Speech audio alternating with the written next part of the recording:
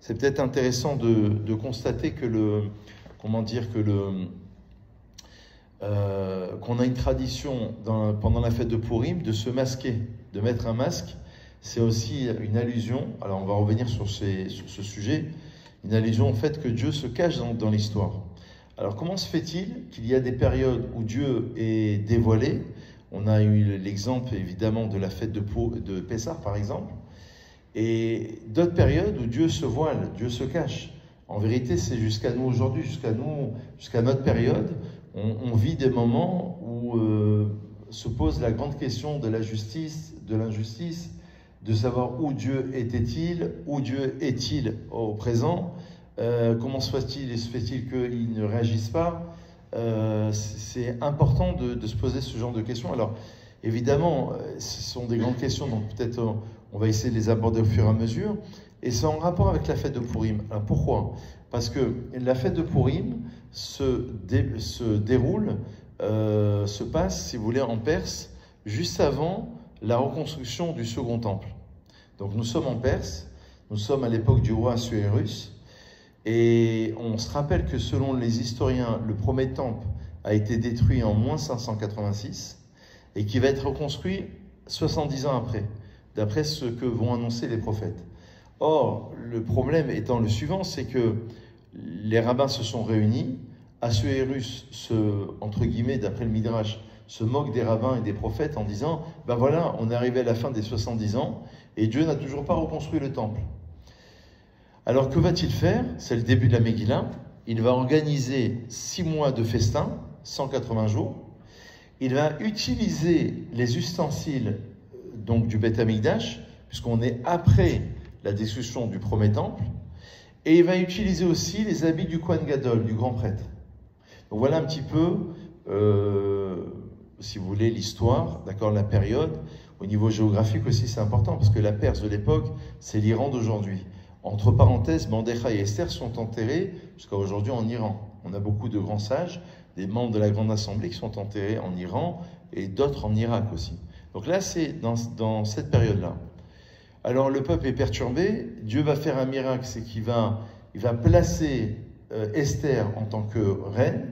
Bon, elle va être choisie par sa beauté, comme tout le monde le sait, et grosso modo, elle va déjouer le complot de Haman. Haman, c'était le vice-roi, c'était celui qui avait cette volonté, la Harog, les Hashmid ou la Bed, et Kol Yehudim, dira le texte dans la Megillah, il avait la volonté d'anéantir tous les Juifs. Dira le Midrash, sauf ceux qui voudront on va dire, renier leur foi. Ceux qui vont renier leur foi, Haman ne va pas les toucher. Il va vouloir toucher uniquement les personnes qui sont convaincues, qui sont dans la tradition juive. Et donc, Esther, elle va faire un grand travail parce que la première condition d'Esther, donc la reine, ça va être l'héroïne de cette fête de Pourim, elle va imposer au peuple 3 jours de jeûne. Tout le monde comprend, c'est pour ça qu'on fait le jeûne d'Esther, tout le monde comprend que le jour de jeûne, c'est un jour d'introspection, de repentance, de repentir, de remise en cause sur ses actions. Et elle va leur dire, « Vetsomu alai » jeûnez sur moi, littéralement. Jeûner pour moi ou sur moi, littéralement. Ça veut dire qu'on va s'investir, tout le peuple va s'investir, va prier, et quelque part, eh ben, on va mériter à ce que le décret soit annulé. Et voilà la fin de l'histoire. Donc cette histoire, si vous voulez, on pourrait la lire comme étant une histoire banale, en se disant, bon ben, on est passé à côté d'une catastrophe, en sachant que tout le peuple juif a été sauvé. Alors on remercie Dieu, on organise un festin le jour de Pourim, on s'envoie des cadeaux mutuellement, on pense aux pauvres, etc. Et puis, et ça va être le sujet de ce soir, c'est pour ça que j'ai les pris comme exemple, j'aurai encore 2-3 autres exemples, mais premier exemple phare, puisqu'on a la veille de Pourim dans quelques jours, on pourrait se dire, il y a peut-être la trace de Dieu, mais Dieu, il n'apparaît pas. C'est ça la question qu'on a posée ce soir. C'est-à-dire, à aucun moment dans la Megillah, il y a la mention du nom de Dieu. Donc, on a 2 solutions. On revient à notre libre arbitre de la fois dernière.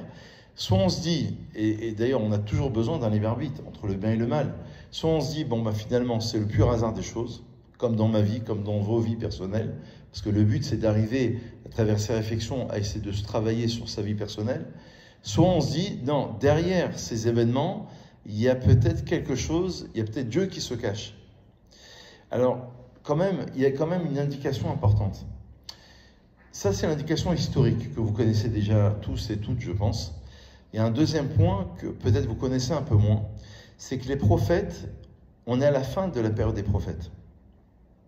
Ça veut dire qu'au niveau historique, on est en moins 500 et quelques, donc cette histoire se passe il y a à peu près 2500 ans, à tel point que la Gemara dans Megillah va nous enseigner que Esther, sauf Anissim Haïta, elle était à la fin des miracles. Ça veut dire que jusqu'à avant l'histoire de Purim, on avait encore le premier temple, on avait encore des prophètes, on avait encore, on va dire les choses ainsi, la parole de Dieu qui se révélait sur terre, il y avait une forme de révélation. Et voilà, lorsque disparaissent déjà les prophètes, lorsque le temple est détruit, eh ben, on laisse la place aux hommes. D'ailleurs, c'est intéressant au niveau historique, une autre indication, pour bien comprendre le sujet, c'est que lorsque les prophètes disparaissent au niveau historique, les philosophes apparaissent. C'est une lecture du Ramchal, d'ailleurs, qui donne cette lecture, selon le Rav Shriki, qui explique la chose suivante, qui dit que les premiers prophètes, avec Platon, Socrate et les autres, vont apparaître quelques décennies, quelques années après la période des philosophes. Alors, quelle va être la différence entre la prophétie et la philosophie? La différence, elle est simple. C'est que la prophétie, c'est la parole de Dieu. Comme Jérémie, lors de la destruction du premier temple, il va dire aux Juifs, au peuple juif, eh ben, soit vous amendez, soit vous prenez conscience sur vos erreurs, soit le temple il sera détruit. Il a été pris pour un fou. Le prophète Isaïe, on va le tuer, prophète Isaïe, et il va être jeté en prison. Parce que la parole, elle n'était pas politiquement correcte. On n'était pas dans une parole qui était reconnue par tous, en disant, bah, c'est pas possible qu'un rabbin ou un prophète puisse proférer des choses pareilles. Et donc là, ils n'ont pas le droit de mal interpréter la parole divine. Il faut qu'ils l'interprètent comme elle est. Et après, une fois qu'ils disparaissent, et donc on est dans cette histoire de Purim, et on va être dans quelques instants dans notre sujet, eh ben, commence à apparaître la période de la philosophie. Et la philosophie, c'est quoi? C'est l'homme qui pense, c'est l'homme qui réfléchit, c'est l'homme qui interprète, c'est l'homme qui imagine, si vous voulez. Alors que les prophètes, c'est la parole de Dieu. On s'en remet à la parole de Dieu. Moïse, voilà, il va nous indiquer les lois dans la Torah selon la parole de Dieu, la parole divine. Tous les grands prophètes. Donc en moins 800, moins 700, moins 600, et ensuite destruction du temple, à la fin du premier temple, juste avant le deuxième temple, eh ben, il n'y a plus de prophètes. Et là, on est dans une période où on ne sait plus comment choisir, et on se dit, ben, quelque part, Dieu nous a abandonnés. Et même déjà, dit le Talmud, à l'époque du deuxième temple, donc 70 ans après il est reconstruit, il y avait déjà des éléments qui étaient manquants par rapport au premier temple. Il y avait 5 choses de moins dans le deuxième temple par rapport au premier temple. Alors inutile de vous dire, après la destruction du deuxième temple, en plus 70, et inutile de rappeler ces dernières générations, parce qu'on a une tradition selon laquelle plus on avance dans les générations, plus il y a ce qu'on appelle une yeridat adorot. Ça veut dire que les générations vont baisser. Il va y avoir malheureusement une forme de baisse, en quelque sorte, dans la compréhension, dans l'érudition, dans l'interprétation des textes. Et donc aujourd'hui, on écrit énormément parce qu'on a besoin d'interpréter, d'approfondir les sujets parce qu'on les connaît un peu moins. Donc voilà un petit peu ce qui se passe. Et donc plus on va avancer dans l'histoire, et plus Dieu va se cacher. Alors où est Dieu? Comment on arrive à dévoiler? Et c'est le secret, si vous voulez, de la Megillah d'Esther. Si on arrive à élucider ce problème, on arrive à trouver une solution concernant le fait que Dieu se cache dans l'histoire et essayer de révéler finalement ce Dieu qui apparemment n'est plus apparent. Alors où est-il ce Dieu? Pourquoi se cache-t-il dans l'histoire? Pour répondre à la question, je vais commencer. Et maintenant, on peut commencer vraiment, là c'était la grande introduction, on peut vraiment commencer le cours. Je vais commencer par un enseignement du Maharal de Prague. Le Maharal de Prague, il enseigne que d'ailleurs, c'est l'esprit de la galoute, dit-il. La galoute, c'est l'exil, la diaspora. Et la galoute, dit le Maharal de Prague, dans l'un de ses livres, je crois que c'est dans Tiferet Israël, où il explique que galoute, ça vient de la racine de gal. Gal, ça veut dire c'est une roue qui tourne, comme Galgal, comme le Gilgul, la réincarnation, le fait qu'une âme puisse revenir à plusieurs reprises. Ça veut dire quoi? Ça veut dire que la galoute, ça veut dire qu'on est séparé quelque part du divin. Et entre parenthèses, vous savez qu'il y a toujours un sens dans les shiurim que l'on donne, c'est le sens de l'histoire. Entre parenthèses, c'est la raison pour laquelle on attend la venue du Mashiach. Parce que le Mashiach, le Messie, c'est celui qui nous ramène à Dieu. En fait, le Messie, c'est un roi, c'est un homme qui règne, pas pour lui-même, pas à des fins personnelles, mais il règne pour nous ramener vers la parole divine, pour nous ramener vers l'essence divine, pour nous ramener vers Dieu. Donc, quelque part, dans la galoute, dit le Maharal, il y a la racine de galgal, d'une roue qui tourne. C'est-à-dire que quelque part, on s'est perdu. On s'est perdu par rapport à qui? Par rapport à quoi? Par rapport à notre essence. Par rapport à Dieu, évidemment. Destruction des temples, je l'ai dit. Disparition des prophètes. Ensuite, quelque part, quelques doutes concernant la croyance.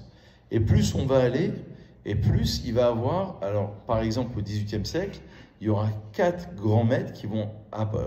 il y a des centaines de maîtres dans notre histoire, des milliers de maîtres, mais 4 grands maîtres, on va dire, majeurs dans l'histoire, du chassidisme, le Baal Shem Tov, dans le monde lituanien, le Gaon de Vilna, dans le monde marocain, c'est Or Haïm al-Kadosh, Rabbi Chaim Ben Attar, et le 4e, c'est le Ramchal en Italie. Ça, c'est le XVIIIe siècle. Et eux, ils vont révéler les secrets de la Torah. Avant cela, au XVIe siècle, heureusement qu'on a la révélation dans la Kabbalah, dans la mystique juive, du Harizal, avec son élève Rabbi Chaim Vital.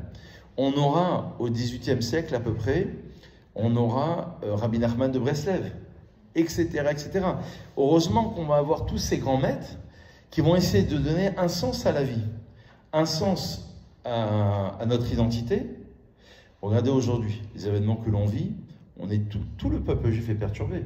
Là, on voyage. J'ai vu plusieurs communautés, les gens s'interrogent énormément sur le sens à la Emouna. Alors, en même temps, c'est assez paradoxal parce que d'un côté, les gens s'interrogent et c'est vrai qu'on a tendance à constater l'inverse, que les gens se renforcent dans la Emouna.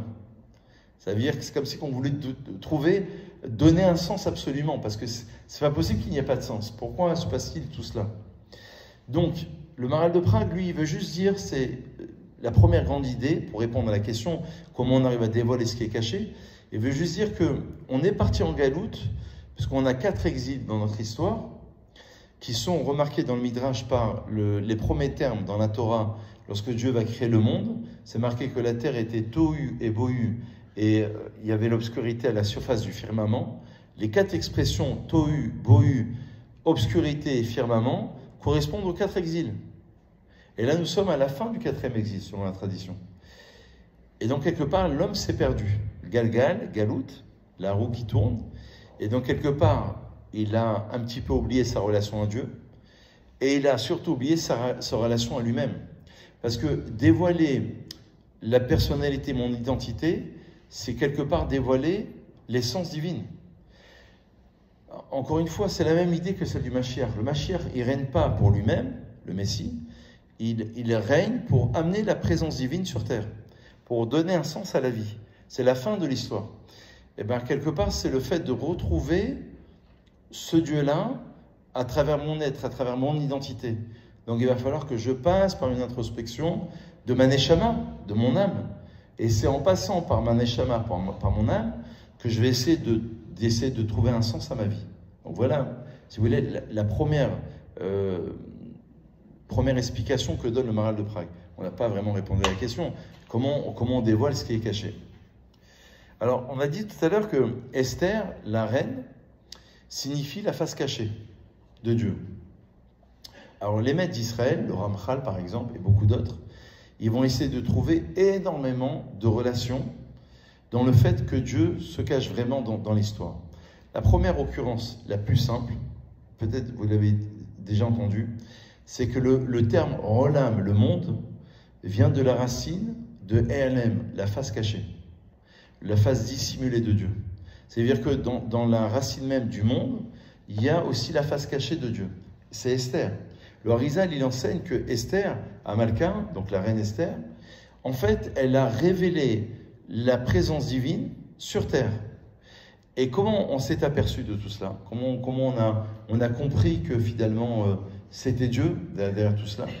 Parce que dans la Megillah elle-même, puisque le Talmud nous enseigne, on l'a enseigné Shabbat d'ailleurs, dans la Megillah elle-même, le Talmud nous enseigne que Esther et Mordechai, avec les membres de la Grande Assemblée, lorsqu'ils vont rédiger la Megillah, le rouleau d'Esther, sur un parchemin, en fait, ils vont donner des simanim.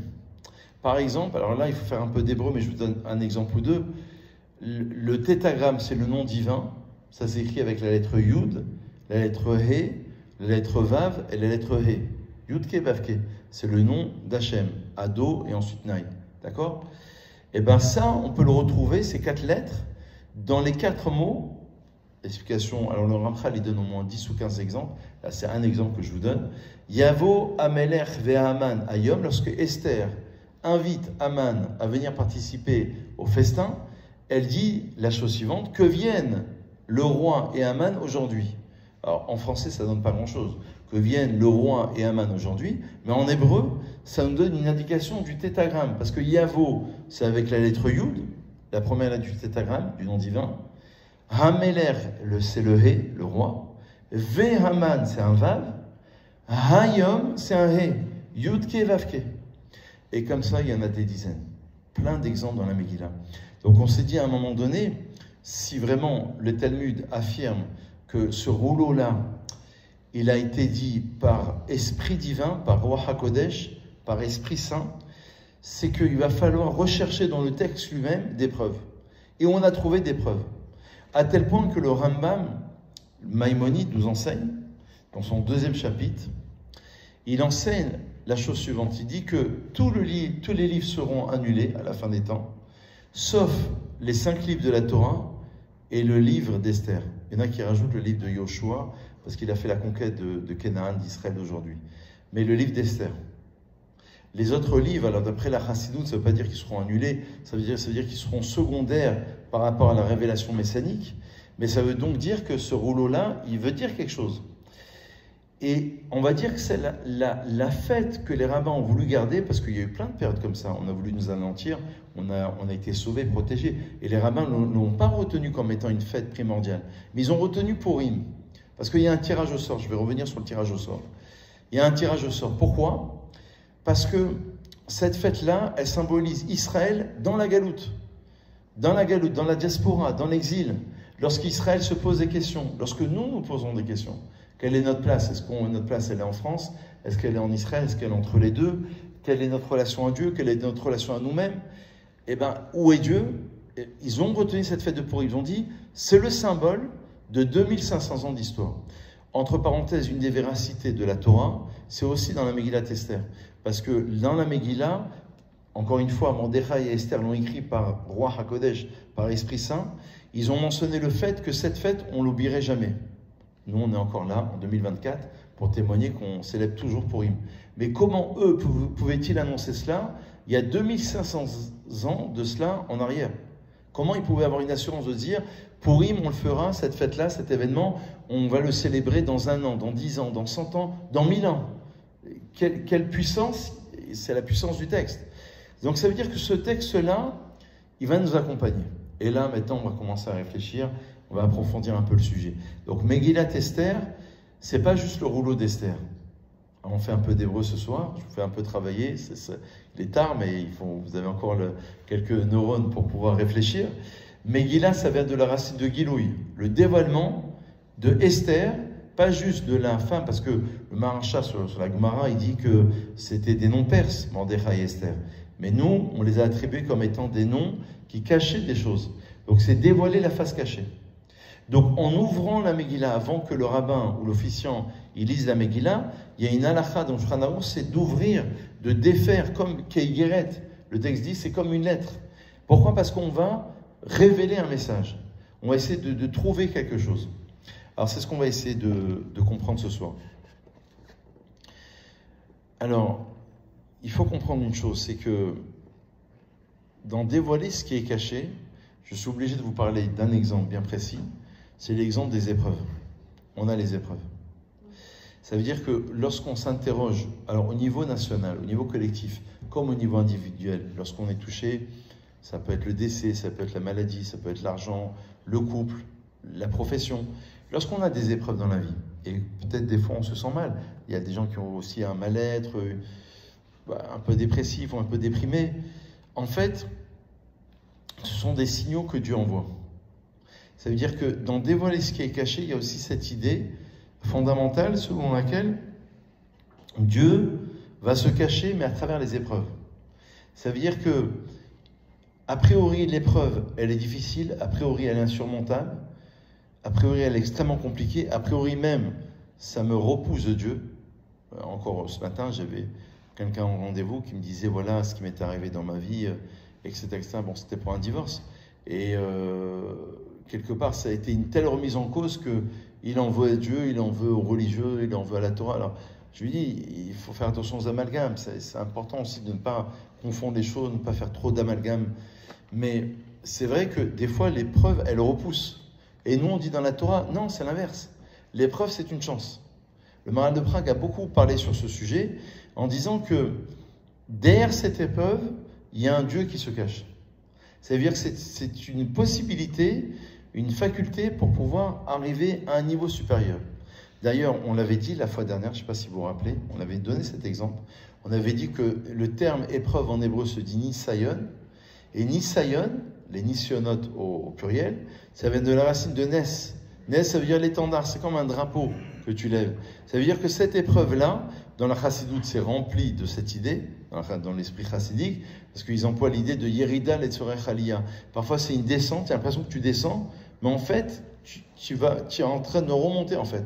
Parce que c'est une remise en cause, il va falloir refaire de l'ordre dans ta vie, et au lieu d'en vouloir à Dieu, eh ben, tu essayes de comprendre, justement, qu'est-ce que Dieu attend de moi?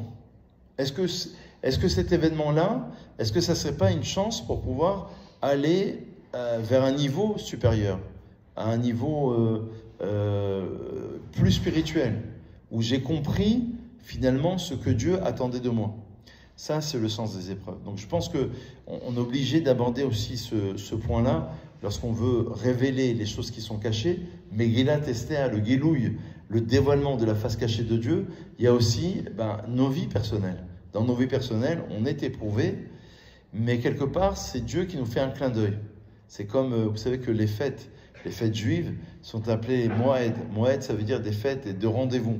C'est comme des rendez-vous qu'on a avec l'Éternel, avec Dieu. Et ces rendez-vous-là, c'est comme une nouvelle étape. Donc l'épreuve, c'est une nouvelle étape. Et on va aller vers une nouvelle étape. On va aller vers un nouveau cycle. Et quelque part, dans nos textes à nous, il est mentionné que c'est Dieu. C'est Dieu qui est là. Donc, ça a commencé avec Pourim, et ça se continue avec nous. Et notre objectif à nous, c'est de voir, sans être trop parano, mais de voir, si vous voulez, la présence divine de partout. Vous savez que dans le monde de la Kabbalah, dans le monde de la mystique juive, on nous enseigne que toute la matière ici n'existe pas. Il y a une pensée comme ça au niveau scientifique aussi, de dire que la matière, fondamentalement, elle n'existe pas. Et donc, quelque part, c'est une forme d'illusion. Et quelque part, c'est Dieu qui est là, qui est présent de partout, mais il y a comme un jeu, encore une fois, qui s'installe entre l'homme et Dieu. Alors, le point, si vous voulez, troisième point essentiel qu'il va falloir relever, c'est que pendant Pourim, on a une mitzvah de boire. Alors ça aussi, ça étonne plus d'un, parce que le kiddush vendredi soir ou veille de fête, on peut le faire sur un jus de raisin. On a une mitzvah de boire. Mais une mitzvah de boire, ça je vous fais confiance, je pense. Une mitzvah de boire, c'est avant tout d'arriver à un point, alors c'est surprenant parce que c'est marqué dans le Talmud, dans le Megillah à la page 7, d'arriver à un point où on ne fait plus la différence entre Mordechai et Haman. Mordechai symbolisant le bien, et Haman symbolisant le mal. On se demande ce que ça veut dire. Alors c'est vrai qu'il y a un passage du Ashkenaz, du Rama, Rabbi Moshe Isserles, qui indique la chose suivante. Il dit qu'aujourd'hui, l'essentiel c'est de boire un peu plus que d'habitude. Si on ne boit rien, on va boire un verre en l'honneur de Pourim. Il y en a qui font aussi une petite sieste pour oublier. Mais c'est quoi cette idée? Pourquoi avoir une idée de dire, bon, on comprend qu'il y a l'idée de se réjouir, on comprend qu'il y a l'idée à Pourim de s'unifier, d'être fraternel, de penser aux pauvres. On comprend tout ça parce que le peuple a été épargné d'une épreuve, d'une grande difficulté. Mais pourquoi arriver à boire? Quelle est l'idée et quel est le rapport avec notre sujet? Alors moi j'ai eu des explications. Je vous pose une deuxième question parce que là, ça sera la même réponse. Pourquoi le décret de Haman concernant l'anéantissement du peuple juif, pourquoi ça se fait avec un tirage au sort aussi? Ça va être la même réponse. Pour donner les deux questions, pourquoi boire à Purim à tel point qu'on n'arrive plus à faire de différence entre Haman et Mordechai? Deuxième question, pourquoi faire un tirage au sort? Et d'ailleurs, j'accentue la question, c'est qu'en hébreu, Kippourim, c'est comme Purim. Kippour, hein. Kippour, c'est le jour du pardon, n'est-ce pas? Le dit Tishri où Dieu a accordé le pardon lors de la faute du veau d'or. On fait un tirage au sort le jour de Kippour.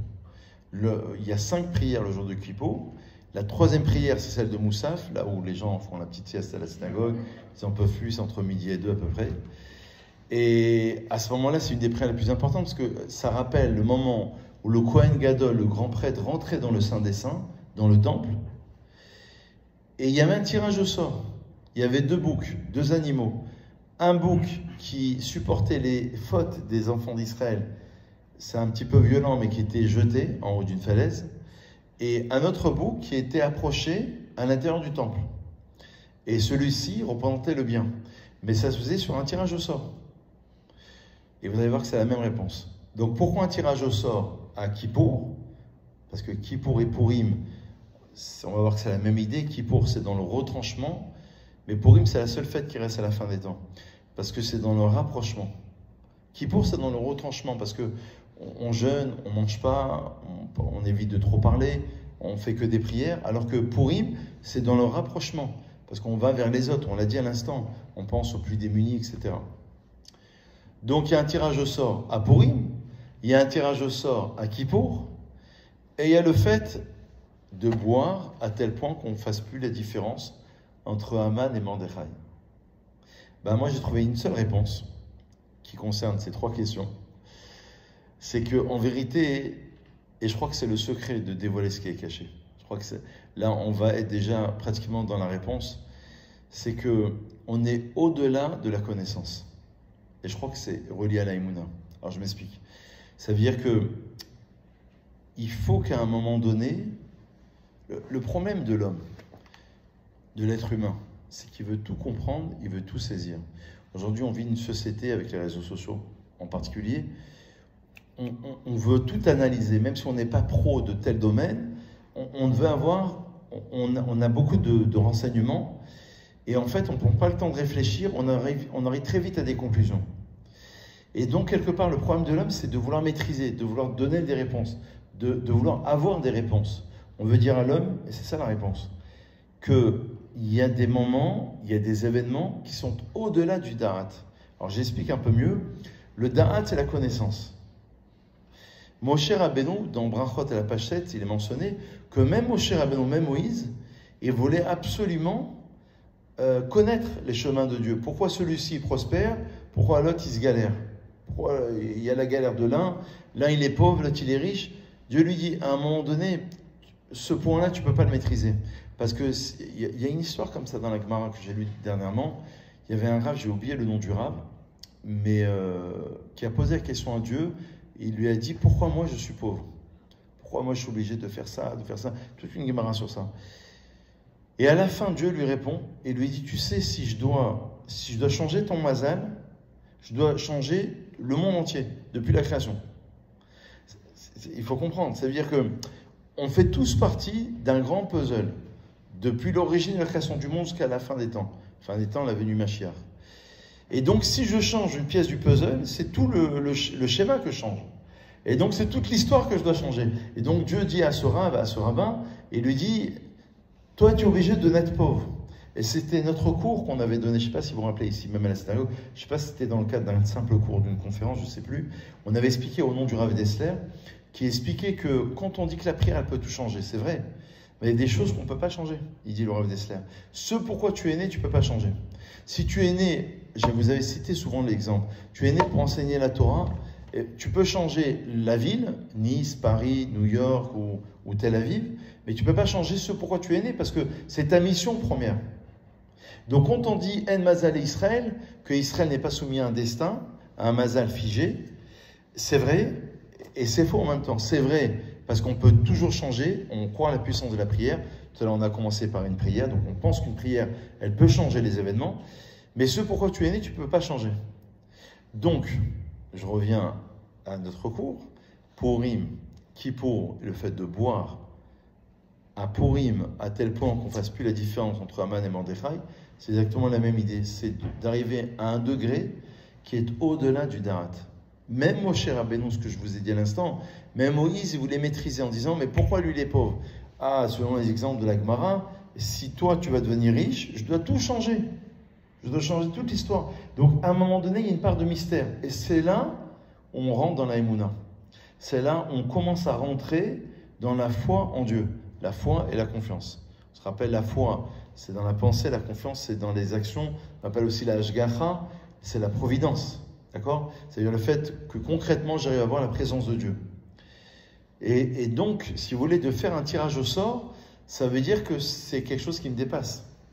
Ça veut dire que l'animal que je vais prendre le jour de Kippour, qui représente le bien, ou celui que je vais prendre qui est celui qui représente le mal, eh bien, quelque part, ce n'est pas moi qui vais maîtriser cela.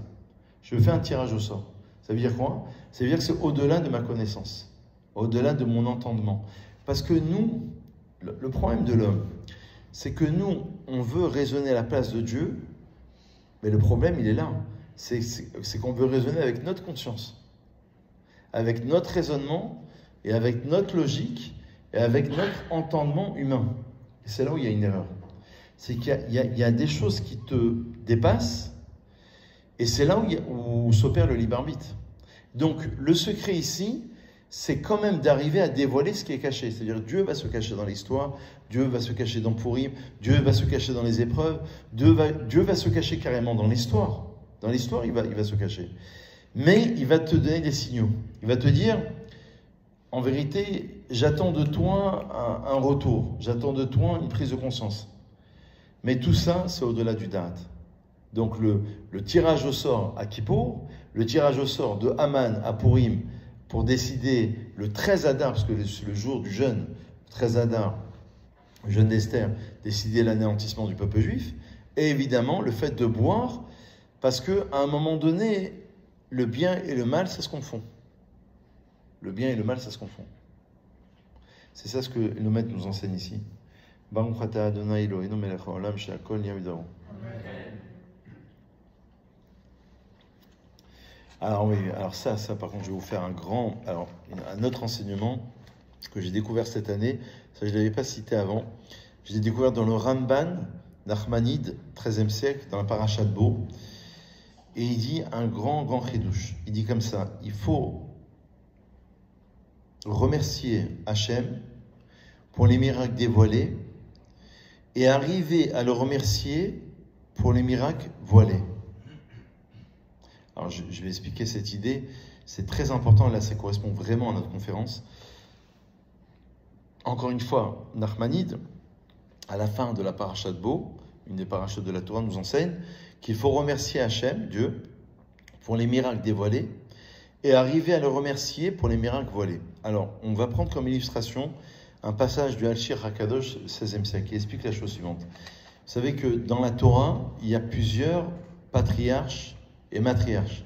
Il y a plusieurs grands personnages. On a Abraham, Israël et Yaakov.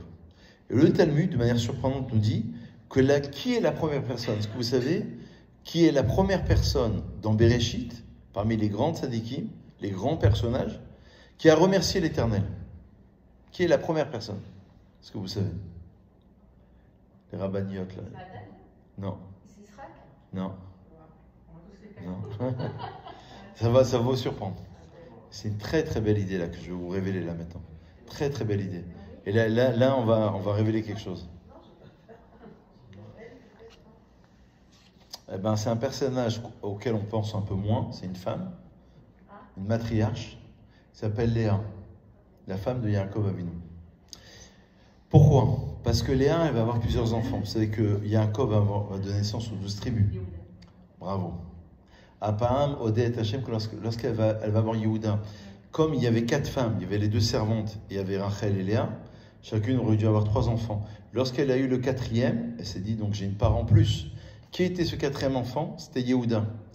Or, Yehuda, c'est pas n'importe qui, parce que Yehuda, c'est la tribu des rois. Et Yehuda, c'est Yehudi. Yehudi, c'est le juif. Dans la Megillah, entre parenthèses, on parle pas du peuple hébreu, on parle des juifs, Yehudi. Et Yehudi, le juif, ça vient de la racine du modé ani ou moda ani pour les femmes, du remerciement. La première personne, nous dit le Talmud, à avoir remercié l'Éternel, d'avoir eu un 4e enfant, donc une part supplémentaire, parce qu'il y avait 4 femmes, il y avait 12 enfants, d'accord? Donc elle, lorsqu'elle a eu le 4e Yehuda, pas n'importe qui, encore une fois, c'est la tribu des rois, c'est Léa.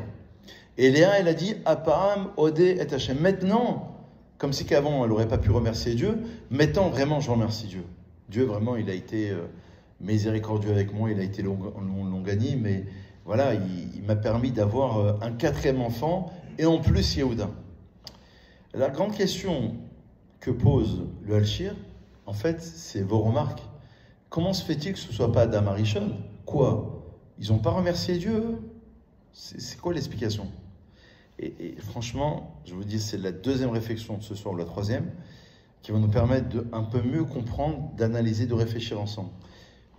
Les autres, ils n'ont pas remercié. Abraham, il n'a pas remercié Dieu. Yitzhak, il n'a pas remercié Dieu. Yaakov Avinu, il a fallu attendre Léa. Vous imaginez toutes les générations. Noach, lorsqu'il a été sauvé du déluge, quoi, il n'a pas remercié l'Éternel. Qu'est-ce que ça veut dire qu'elle a remercié Dieu? C'est un peu dur à trouver, hein. La question elle est un peu subtile, la réponse est un peu dure à trouver. Alors moi j'ai trouvé comme ça, dans la Shir HaKadosh, on va formuler la question autrement. Quelle était la différence de remerciement entre les patriarches et Léa? Ça veut dire qu'on part du principe que pas shoot qu'ils ont remercié. Nous on remercie Dieu. Nous quand on fait nous qu'on se lève le matin, Yehudi, je vous ai dit, ça vient de la racine du remerciement. Une Seudat Odaya, vous êtes sorti de l'hôpital, vous avez failli passer Chas Shalom, faites Seudat Odaya, un repas de remerciement en l'honneur de Dieu. Les Chayalim qui sont sortis de Gaza, et pour ceux qui sont sortis, eh ben, ils font Seudat Odaya, ils remercient Dieu, ils vont faire le Gomel, etc. Donc le remerciement, même nous on le fait. Dans la Hamida, Modi Manatoula, on te remercie Dieu. Combien de fois on remercie Dieu? Donc pas shoot que eux ils l'ont fait, c'est évident qu'ils l'ont fait. Alors quelle est la différence? Écoutez bien, ce chidouche du Halshir HaKadosh est relevé par le Ramban ensuite, c'est que les patriarches, ils n'ont remercié Dieu que pour les miracles. Il y a eu des miracles. Prenez l'exemple de Sarah. Sarah, elle était stérile. Elle a eu pu avoir un enfant, elle remercie Dieu. Parce que c'est un miracle. Yitzhak, il a failli être égorgé, la ligature d'Yitzhak. Il remercie Dieu. Etc., etc. Noach, notre exemple, Noé, il est sauvé du déluge, de l'arche, et remercie Dieu. Mais alors, quelle est la différence avec Léa? C'est ici où il y a le chidouche. C'est que eux, ils ont remercié Dieu uniquement pour les miracles dévoilés. Et nous, on remercie Dieu et elle a remercié Dieu, Léa, pour les miracles qui ont été voilés, qui ont été cachés. Elle a compris qu'il se passait quelque chose. D'où le fameux Ramban, je reviens au Nachmanide, qui nous enseigne qu'il faut remercier Hachem pour les miracles dévoilés et arriver à le remercier pour les miracles voilés, pour les miracles qui sont cachés. Ça veut dire qu'on ne comprend même pas tous les miracles qu'on a dans notre vie. J'ai écouté l'autre jour une réflexion du Rav Sitruk à la Shalom, lorsqu'il était extrêmement malade à un moment donné, et lorsqu'il a recommencé à marcher. À un moment donné, il a dit c'est incroyable le miracle de pouvoir marcher. Je me suis aperçu, il a fallu que j'attende plus de 60 ans pour pouvoir comprendre le miracle de respirer, de marcher, etc. Donc, il y a plein de miracles qui sont voilés. Simplement, soit on ne veut pas y prêter attention, soit c'est pas trop intéressant, c'est une forme de déni, et quelque part, on ne s'y arrête pas. Et c'est ça le chidouche de Léa. C'est que Léa, elle a compris qu'il fallait remercier Dieu même sur ces miracles qui étaient voilés. Donc les patriarches, ils ont remercié Dieu sur les miracles qui étaient dévoilés à tous. On a compris que c'était une femme qui est stérile, qui arrive maintenant à avoir un enfant, c'est un véritable miracle dans le sens premier. Mais maintenant, il va falloir arriver, nous dit Nachmanide, à remercier Dieu pour toutes les petites choses qui sont apparemment normales. Et c'est là où Dieu se cache. C'est ça le secret. Le secret de ce cours de ce soir, c'est quelque part, c'est analyser. Quand on fait la tfila, le Rav Shimshon Raphaël Hirsch, au XIXe siècle en Allemagne, lui explique que quand on fait la tfila, quand on fait la prière, on s'auto-juge. C'est un jugement sur la connaissance, sur l'intelligence, sur la guérison, sur le rassemblement des exilés, sur la construction du temple. On essaye de réfléchir. Pour affiner ce sujet, ce point, j'ai pensé à faire une autre référence à la Gemara dans Megillah, à la page 6. Vous savez que là, on sort maintenant, il y a quelques minutes, du Rosh Chodesh Adar. Il y a 2 mois de Adar. On ne va pas faire tout un cours d'1 heure dessus, mais grosso modo, en quelques lignes, quelques phrases, on se rappelle que c'est ce qu'on appelle une année embolismique, 13e mois, qui est rajouté, pour retrouver l'équilibre, je le dis facilement, entre le lunaire et le solaire. Parce qu'on s'appuie dans le judaïsme sur les 2 calendriers, calendrier lunaire et solaire. Bon. Ça veut dire pour ne pas qu'il y ait un décalage, pour ne pas faire Pessah au mois d'août ou Kippour au mois de décembre. Parce qu'il y a un rapport entre les fêtes et les saisons. Bon, c'est tout un cours à faire. En tout cas, l'idée, elle est là. C'est que la fête doit correspondre à une période, à une saison bien particulière. Alors la Gemara pose la question, elle dit, lorsqu'il y a 2 mois de Hadar, est-ce qu'on va faire, et c'est en rapport avec notre cours évidemment, est-ce qu'on va faire Purim le 1er mois de Hadar ou le 2e mois de Hadar? Voilà, vous avez la réponse, vous connaissez déjà, j'imagine, le calendrier. Là, on sort du Hadar 1er, donc la Gemara arrive à la conclusion que c'est le Hadar Sheni, que l'essentiel, s'il y a un Isgir, la mémoire d'une personne à rappeler, ou une Bar Mitzvah, généralement, c'est le 2e mois de Hadar. Si l'année de la naissance ou du décès, il y avait un seul mois de Hadar, celui que l'on doit célébrer, c'est le 2e mois. D'accord? La Gemara, il dit pourquoi? Pourquoi ça ne serait pas l'inverse? Pourquoi on ne ferait pas Purim Hadar 1? Pourquoi c'est une évidence de faire Hadar 2? Alors, une autre parenthèse, mais ça aussi, ça pourrait faire l'objet de tout un cours, il faudrait expliquer plus longuement. Une autre parenthèse, c'est que le mois de Hadar, c'est le dernier mois de l'année. En fait, le changement d'année, ça se fait en Tishri, avec Rosh Hashanah et Kippour. Le changement de mois, c'est à Pessah, c'est Nissan. Le dernier mois de l'année, comme décembre et janvier, le dernier mois de l'année dans notre calendrier, c'est Hadar. Alors, il y a 2 manières de réfléchir. Il y a une position dans le Talmud qui dit « El ma'avirin à la misvot », le 1er mois d'Hadar, il vient, il faut faire Purim direct. C'est pas là à la fin. Mais c'est une pensée, comme ça, une lecture, de dire on ne passe pas sur les misvot. Purim se présente, je fais Purim. Et l'autre considération, celle qu'on a suivie dans la loi juive, de faire Hadar, de faire Purim pendant le 2e mois de Hadar, donc ce qu'on va faire cette année, puisque cette année il y a 2 mois de Hadar, donc on va le faire dans quelques jours, c'est de dire que, et c'est ce point-là qui va être relié à notre conférence, c'est de dire qu'il y a une relation, il faut que ce soit proche de Pessah. Pourquoi? Pourquoi Purim? La Gemara dit Mismar Geoula la Geoula. Il faut juxtaposer une délivrance avec une autre délivrance. Pourquoi absolument penser que Purim doit être proche de Pessah? D'ailleurs, c'est juste un mois après Pessah. Purim, c'est le 14 Hadar. 15 Hadar pour les villes fortifiées, entourées de murailles, comme à Jérusalem, c'est le 15 Hadar. Mais sinon, c'est le 14 Hadar. Et Pessah, c'est 14 Nissan. C'est un mois pile. Et le Talmud dit, il va falloir juxtaposer les deux. Juxtaposer Purim avec Pessah. A priori, ça n'a rien à voir. Mais c'est notre sujet.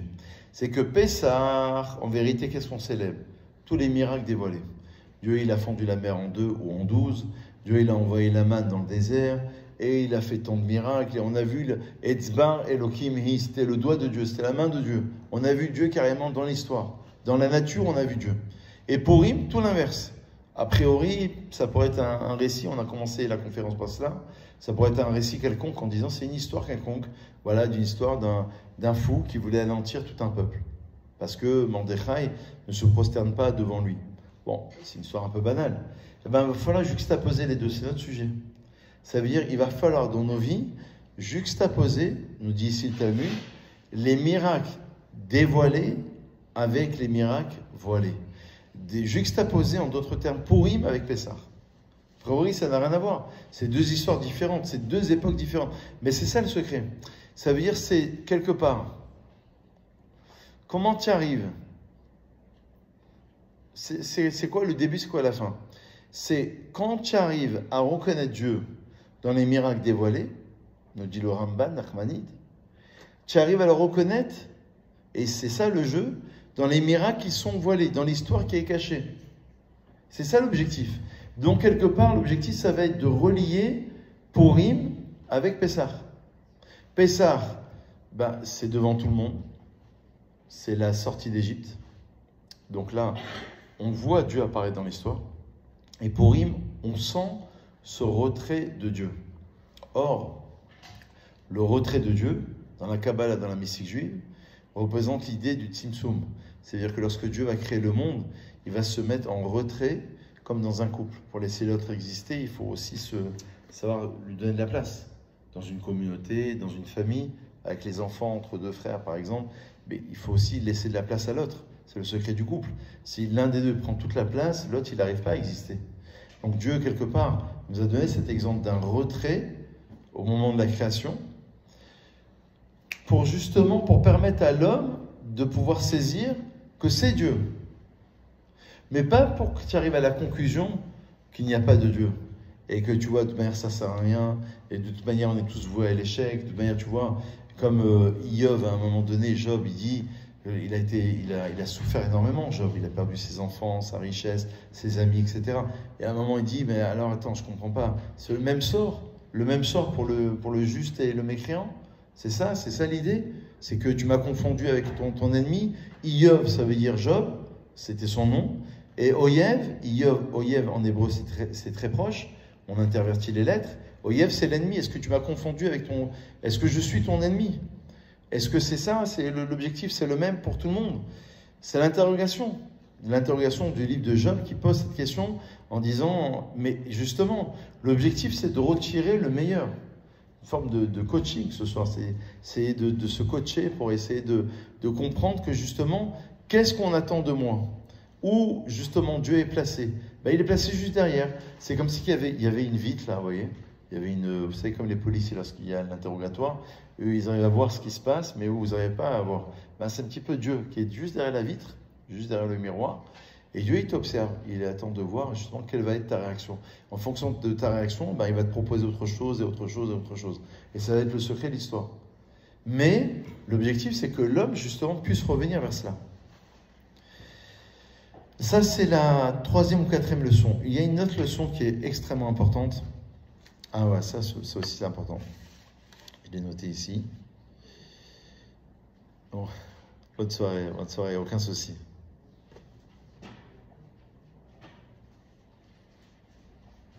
Wow, là, il y a quelque chose de très fort aussi. Il dit comme ça, j'ai vu un texte qui disait comme ça, hein, et on va approfondir encore un petit peu. C'est que la fin de l'histoire, c'est le dévoilement de Dieu. Ça veut dire que le Ramchal a beaucoup écrit sur 3 paramètres. Il dit qu'il y a, dans le Da'at Evunot, c'est un de ses livres, il dit qu'il y a 3 paramètres essentiels. Sinon, on n'a pas compris le sens de la pensée juive. Il dit le premier paramètre, c'est de comprendre que Dieu a créé le monde pour dévoiler son nom, pour dévoiler sa puissance. Deuxième paramètre, j'arrive au troisième parce que c'est celui qui nous concerne, c'est celui de la transformation du mal en bien. Et le troisième paramètre, c'est celui de la fin des temps, c'est ce qu'il appelle Gilul Yehudo, le dévoilement de l'unité divine. Ça veut dire qu'à la fin de ma vie, après 120 ans, à la fin de vos vies respectives, à la fin de toute l'histoire de la vie du monde, on comprendra en fait, à travers cette lumière, ce dévoilement, en fait on n'aura plus de questions. On comprendra que tous ces obstacles, toutes ces difficultés, toutes ces expériences, toutes ces épreuves, elles ont su m'amener, dit le Ramchal, un objectif final. Où justement, apparemment Dieu a été un obstacle, apparemment ça a été compliqué, mais en vérité c'était une chance. Parce qu'il y a une part de mystère là-dedans. C'est pour ça que je vous ai dit tout à l'heure, on rentre dans la émouna, on rentre dans la foi. Parce que justement ça nous échappe. Et ce que je voulais vous dire, c'était justement ce point-là. Il dit comme ça, Nise Purim, ke nisim be'anagat Hashem ativerit, alenu litbonet kol ha'avat Hashem lamo. Ça c'est très très fort. Ça veut dire que la fin des temps, c'est que tu vas comprendre combien Hashem il t'aime. Quand on dit dévoiler ce qui est caché, alors pourquoi il se cache? Mais justement, c'est ça la clé. C'est pour ça que la dernière fois je vous ai dit que je vous parlerai de libre arbitre. En fait, c'est tout à fait relié au libre arbitre, parce que Dieu se met en retrait pour que tu puisses avoir un libre arbitre. Et alors? Eh bien justement, il se met en retrait pour que tu puisses avoir un libre arbitre, et afin que tu puisses comprendre la puissance d'Hachem, tout l'amour que Hachem peut ressentir pour toi. Quand on dit dans nos prières Avinu Malkeinu, tous les jours on le dit actuellement, depuis les événements, notre Père, il n'y a plus de son, non c'est pas grave. Ah ouais, non voilà, encore un tout petit peu. Il reste... En fait, non je crois qu'il n'y a plus de batterie. Bah, c'est pas grave, non il n'y a plus de batterie. Il n'y a plus de batterie. Bah, c'est pas grave, on va faire ça. Ah, Zach. Il faut remercier une nouvelle fois Moshe et Romy, parce que l'idée des conférences, elles viennent de lui, et essentiellement à l'origine. Donc je voudrais une nouvelle fois le remercier. Un tonnerre d'applaudissements. Allez, encore 10 minutes et comme ça je vous libère. 10 minutes et j'aurais fait un peu plus d'une heure. Mais je trouvais que cette idée, elle était vraiment très très importante. Ça veut dire que tu comprends dans la conduite d'Hachem, d'un point de vue de la nature, ce qu'on appelle la nature, à Teva, la nature, c'est la même valeur numérique que Elohim, que Dieu. C'est-à-dire que Dieu est là dans la nature. A priori, tu ne le vois pas encore une fois, c'est notre sujet. Et bien justement, tout le secret, c'est de se dire que Hachem, il est là, et Hachem, il t'aime. Et parce qu'il t'aime, il se met en retrait pour te laisser pouvoir exister, choisir, avoir ce qu'on appelle le libre arbitre, et donc décider entre le bien et le mal. C'est l'histoire de Mordechai et de Haman. C'est ça le secret ici. Mais en fait, c'est que de l'amour. Regardez, prenez un exemple beaucoup plus simple, parce que là, on parle de Hachem, on parle du peuple, de l'histoire. Prenez, je sais pas, un père avec son fils, par exemple. En fait, il se met en retrait à un moment donné, pour lui laisser l'expression de son identité. Alors, il va l'orienter, il va le guider, parce qu'il est obligé de l'orienter. Sinon, il va se perdre. Comme Dieu qui va nous orienter. Mais à un moment donné, oui et non.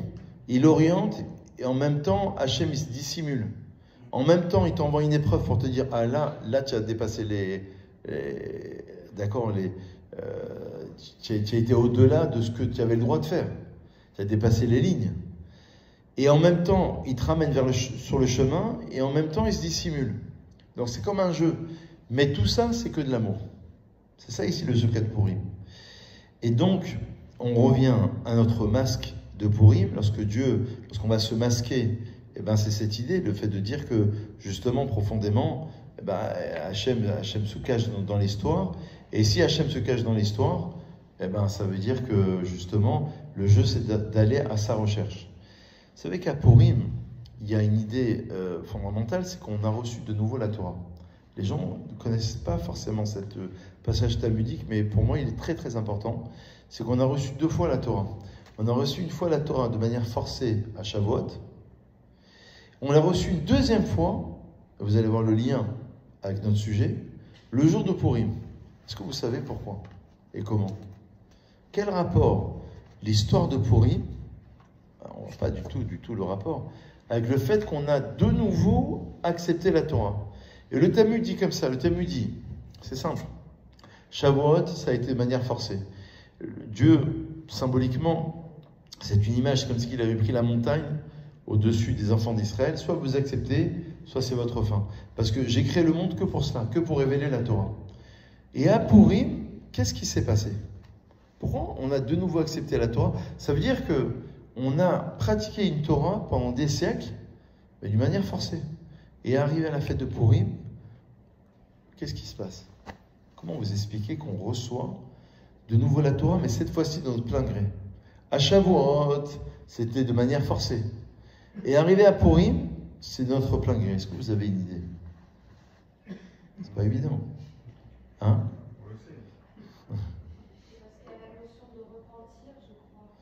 Il y a aussi la notion de repentir. Avant, on était des justes, c'était trop facile, on nous l'a donné, en fait, on était tous comme des anges.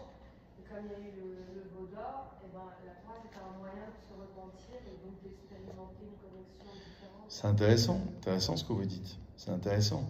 C'est marrant parce que je lisais tout à l'heure, justement en préparant, je lisais tout à l'heure un passage chassidique qu'on n'avait pas enseigné les autres années aussi, un grand chidouche qui disait comme ça. Il disait quel rapport entre Kippour et Purim. Alors tout à l'heure je l'ai dit simplement.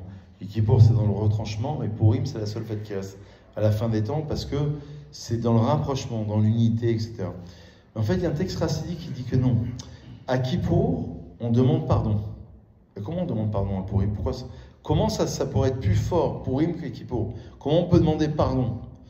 Et il dit quelque chose d'incroyable. Un passage chassidique qui dit que quand les Juifs ont fait Messirut Nefesh, ils ont jeûné, ils ont pris sur eux, et ils ont fait.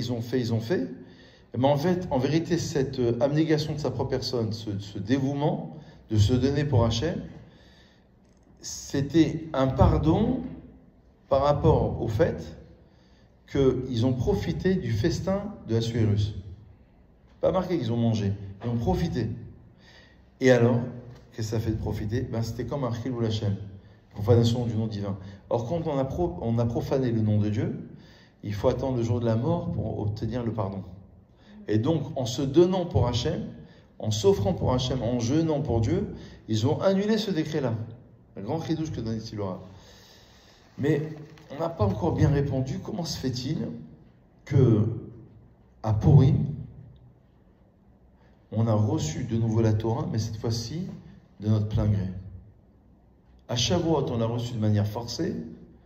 Et à Purim, on reçoit la Torah, mais cette fois-ci de notre plein gré. Qu'est-ce qui a fait que?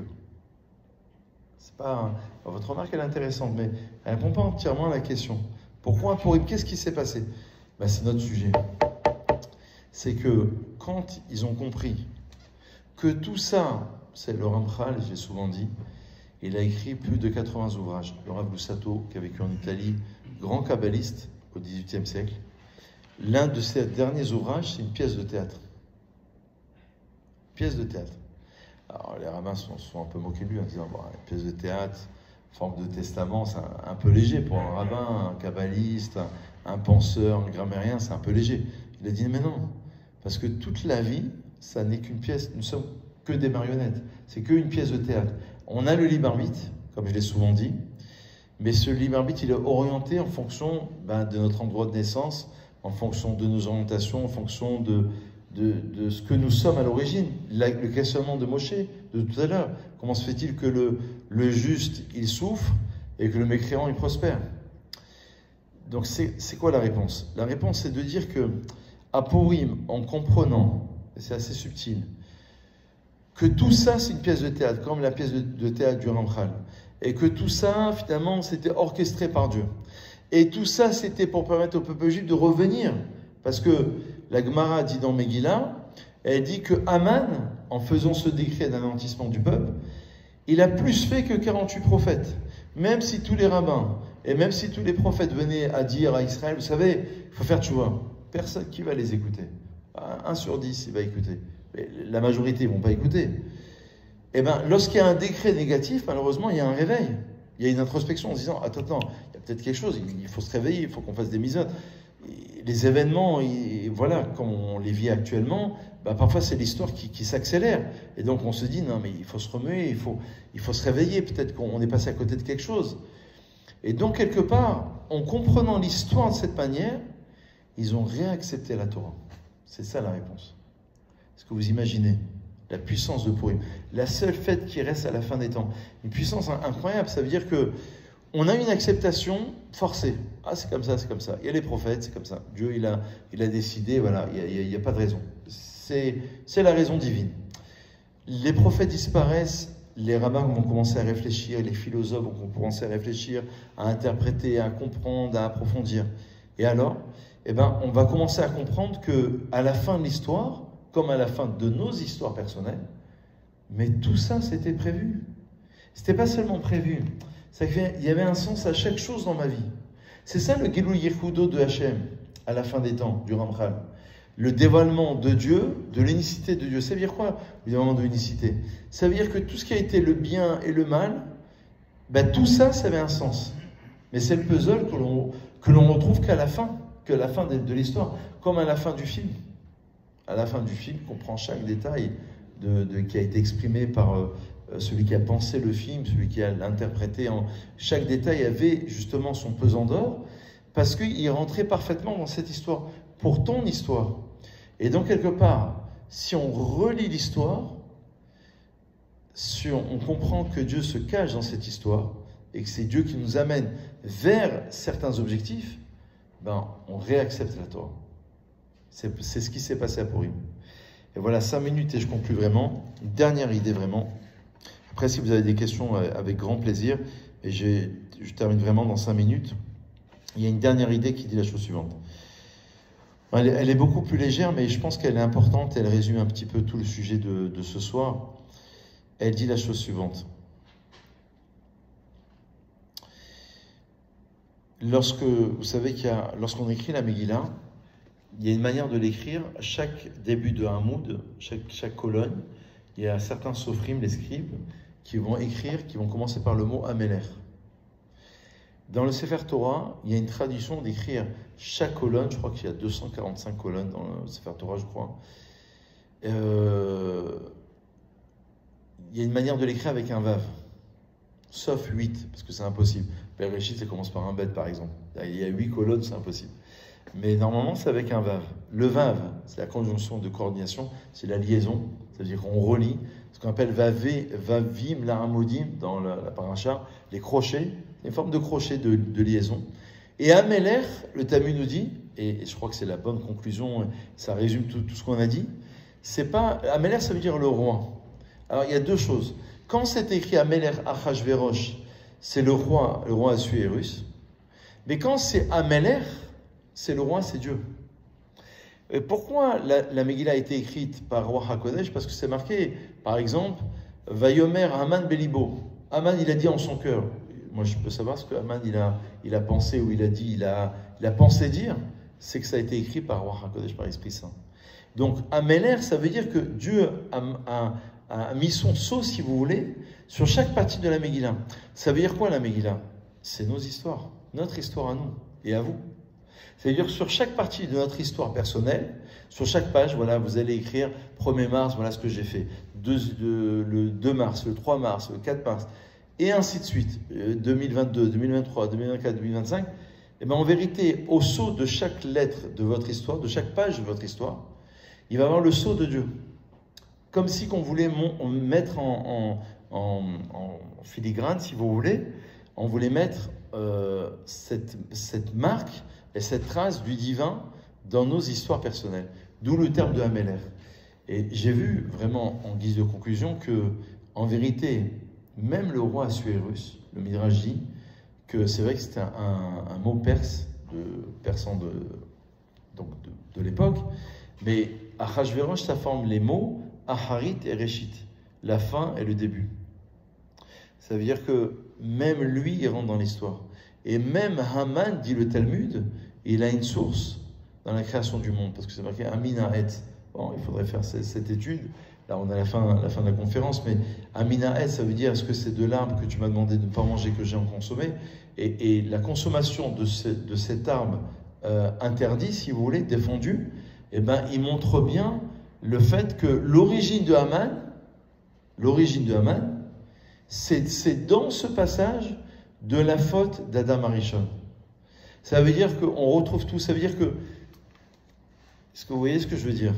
Que même Haman et même Achashverosh, ils rentrent dans l'histoire. Quelque chose de fou qu'on est en train de dire. Même Haman, ça veut dire Haman qui va anéantir le peuple juif, sa source, à l'origine, c'est lors de la faute d'Adam Arishon. Amin, Amen, ce sont les mêmes. Est-ce que c'est deux cette arme? Ce sont les mêmes lettres, He, Mem et Nun. Et Achashverosh, le roi Assuérus en français, ça veut rien dire d'autre que Assuérus. Et non, le Midrash dit, ça vient de la racine de Harit Vereshit, le début et la fin. Tout ça, ça rentre dans l'histoire, dans la grande histoire du peuple juif. Voilà ce que je voulais vous dire en quelques mots, voilà, sur cette histoire de Purim, où notre objectif à nous, évidemment, vous l'avez saisi, c'est d'arriver à révéler justement ce qui est caché et de révéler ce Dieu qui est présent, qui est là, qui nous attend, qui se cache parfois dans l'histoire, très souvent dans notre histoire, mais à la fin, il y a un dévoilement de tout. C'est cette part mystérieuse. D'ailleurs, j'ai vu un rabbin une fois qui a dit que l'histoire en hébreu se dit historia, et historia, il y a la racine de mystère. Dans l'histoire, une forme de mystère. Et il y a certains qui disent que historia aussi, il y a le yudke. Yudke, c'est la fabrique du nom divin, le lettre yud et la lettre ke qui forment le tétragramme aussi. Donc tout ça, c'est une forme de jeu, une forme de pièce de théâtre dont on parlait tout à l'heure, où on va essayer d'aller à cette recherche d'un Dieu qui nous attend et qui n'attend que d'être révélé par l'individu, par l'aneshama, par l'être lui-même. Voilà, Hazak ou Baruch, merci d'avoir été présent.